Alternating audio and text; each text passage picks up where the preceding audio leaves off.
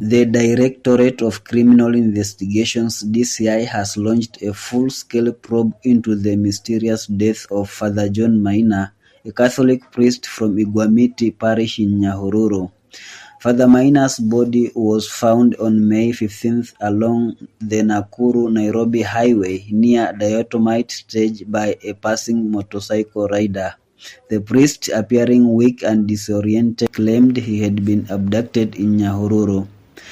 He was rushed to St. Joseph's Mission Hospital in Gilgil but sadly died shortly after arrival. Medical staff observed visible bruises on the left side of his head.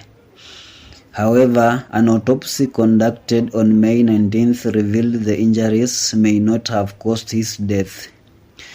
Toxicological tests are now underway to determine the exact cause. Authorities suspect foul play, with reports suggesting that Father Maina was being followed by unknown individuals. It is believed the suspects were demanding money allegedly given to him during a profile Silver Jubilee and ordination ceremony held in April, an event attended by former Deputy President Rigathi Gachagua and other politicians.